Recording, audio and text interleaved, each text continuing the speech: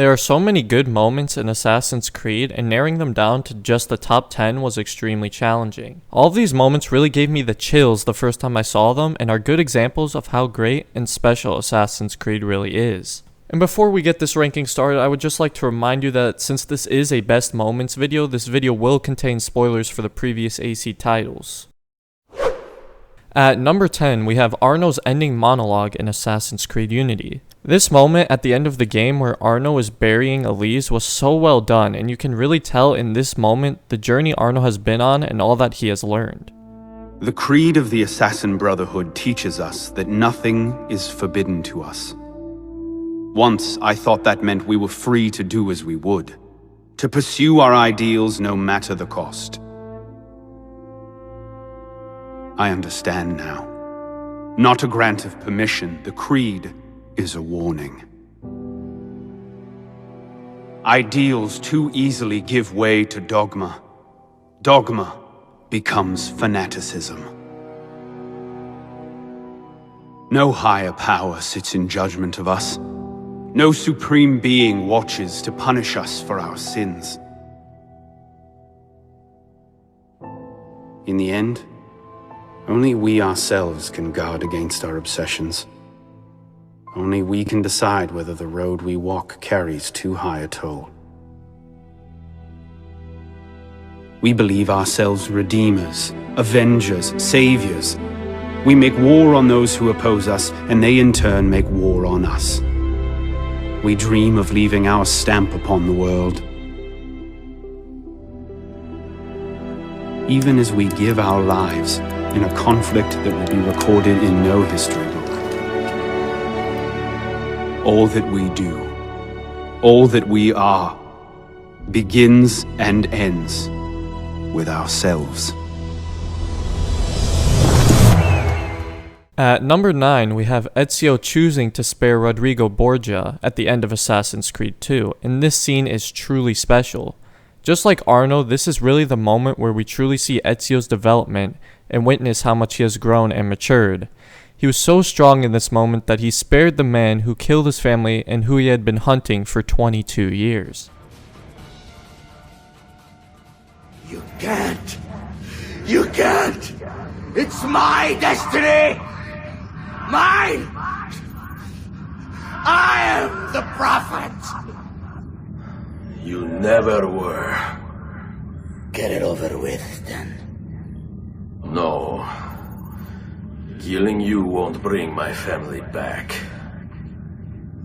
I'm done. Nulla è reale. Tutto è lecito. Requiescat in pace. At number 8, we have Connor killing his father, Haytham. This is such an emotional moment because before this, Connor so desperately wanted to believe his father was a good man and that they could work together. But in this moment, Connor is so determined to kill Charles Lee that not even his father can stop him. In Haytham's final moments, you can see the conflict within Connor, and when Haytham says he is proud of Connor, it just makes the moment so bittersweet. Surrender, and I will spare you. Brave words from a man about to die. You fare no better.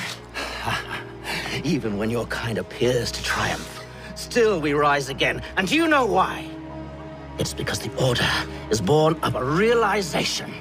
We require no creed, no indoctrination by desperate old men. All we need is that the world be as it is. And this is why the Templars will never be destroyed.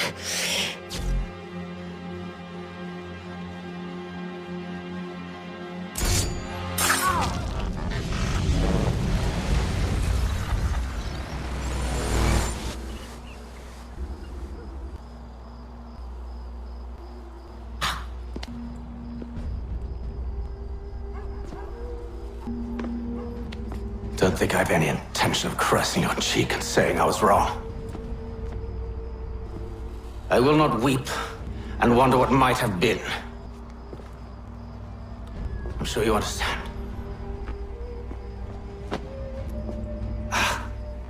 Still, I'm proud of you in a way. You've shown great conviction, strength, courage. All noble qualities. I should have killed you long ago.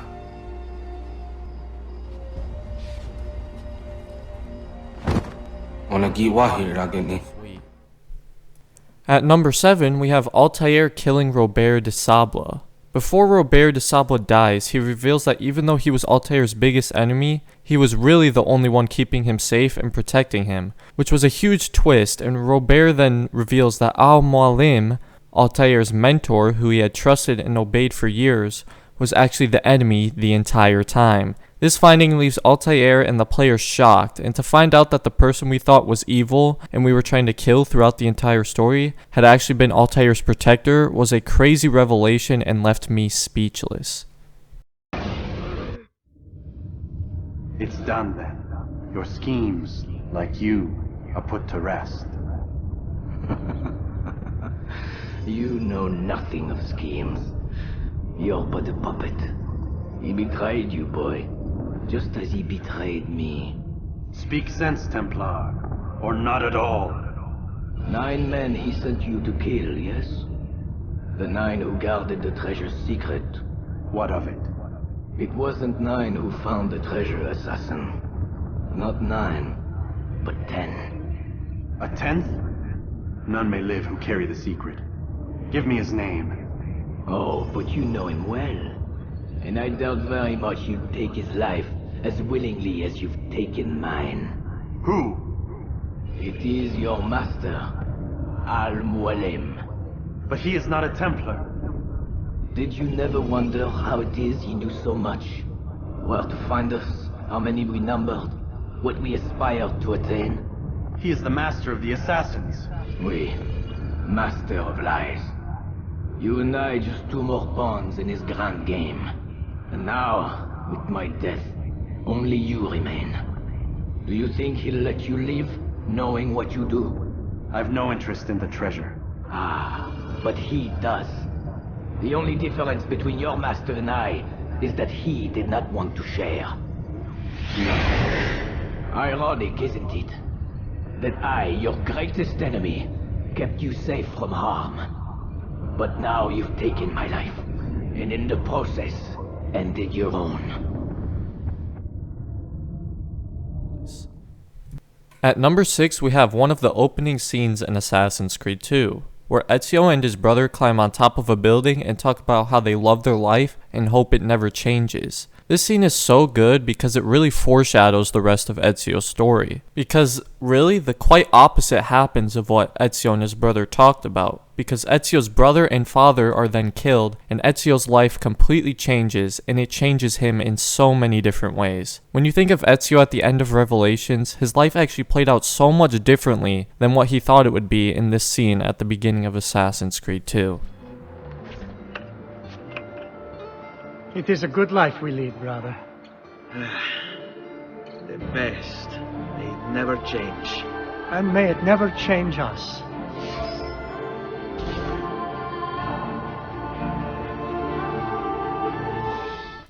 At number 5, we have Bayek creating the original concept of the Assassin's Creed. In this moment, Bayek describes what this new brotherhood was about, and this moment just feels so iconic because it is the beginning to, well, everything. Everything that happens starts with Bayek's words in this moment. Hold on. I was wrong! I am responsible.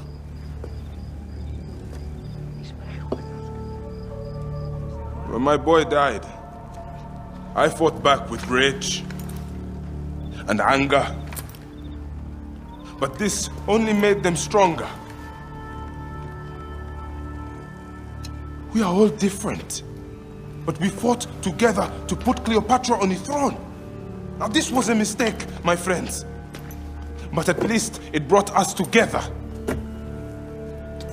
Now our enemies are hidden behind crowns, walking in the shadows of kings and queens. Who are the ones that walk in the shadows for the people?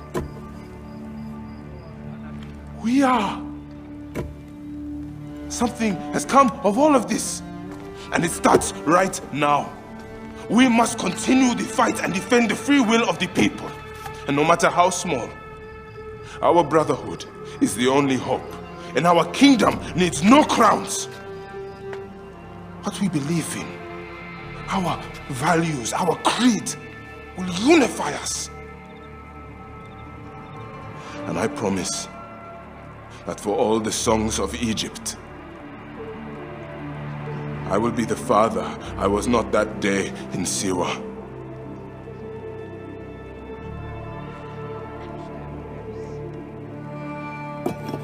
To the Brotherhood.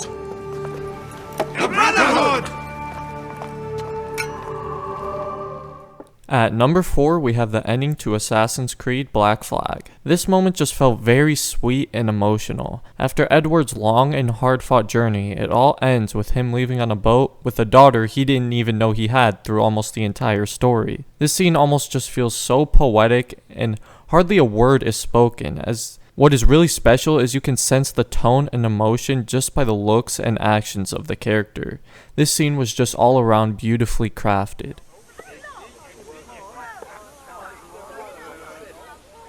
Of all the money that e'er I had, I spent it in good company, and all the harm that e'er I've done, alas, it was to none but me. And all I've done for want of wit to memory now I can't. So felt the parting glass. Good night and joy be with you all.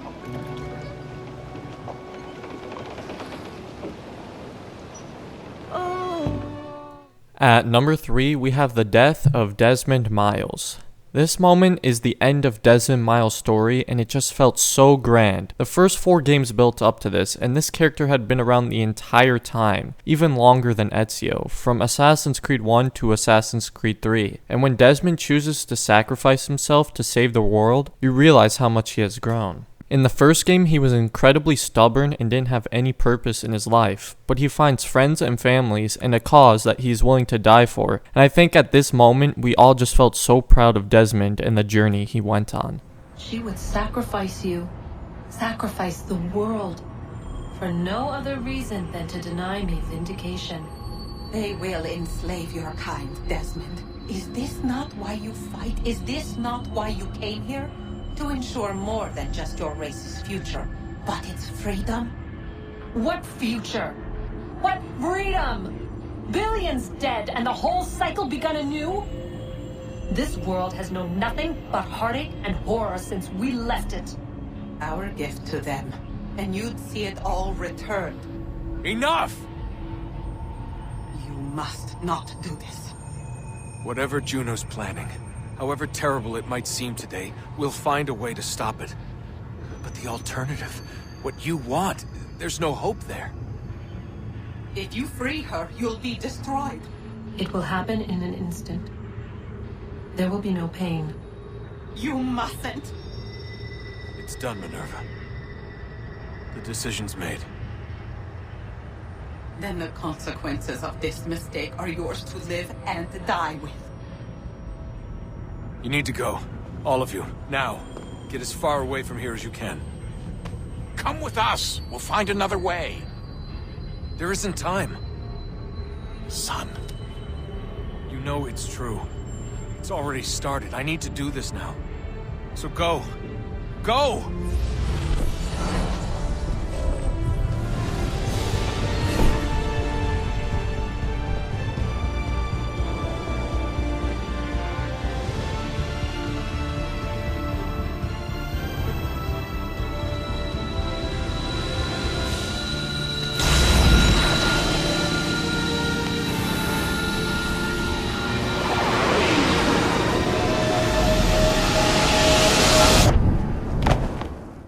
At the number 2 spot, we have Ezio's speech towards the end of Assassin's Creed 2. In this moment, Ezio had finally found peace with what has happened to him, and delivers a speech to a crowd of people about how they should never give away their freedom or ways of life for anybody. Ezio was truly speaking from the heart here, and I got that sense of pride watching him mature and become the wisest assassin we have ever seen.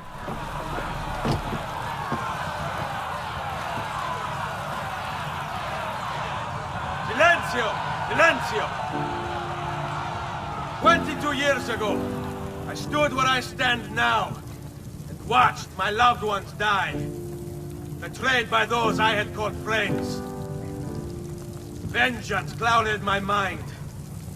It would have consumed me, were it not for the wisdom of a few strangers who taught me to look past my instincts. They never preached answers, but guided me to learn from myself. We don't need anyone to tell us what to do. Not Savonarola, not the Medici. We are free to follow our own path. There are those who will take that freedom from us. Too many of you gladly give it.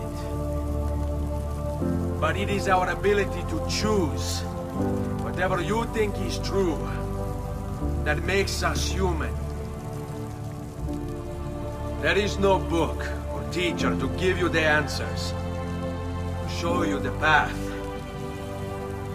Choose your own way. Do not follow me or anyone else.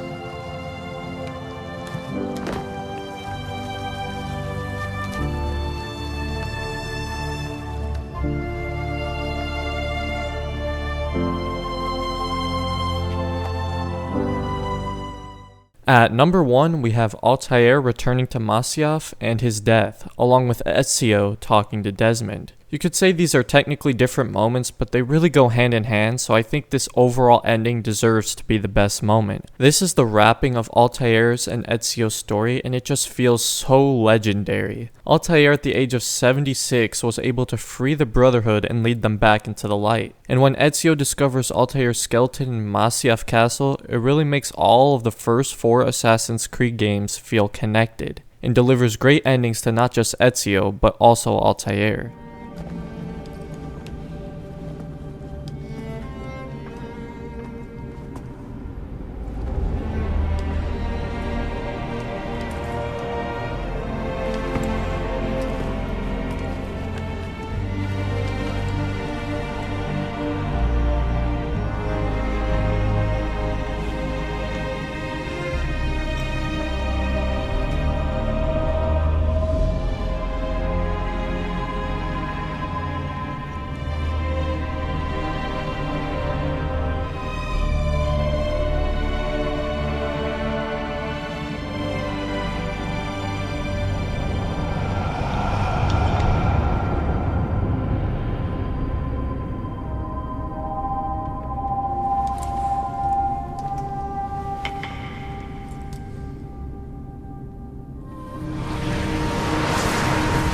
Desmond? He's talking to me? I heard your name once before, Desmond. A long time ago. And now it lingers in my mind, like an image from an old dream. I do not know where you are, or by what means you can hear me. But I know you are listening.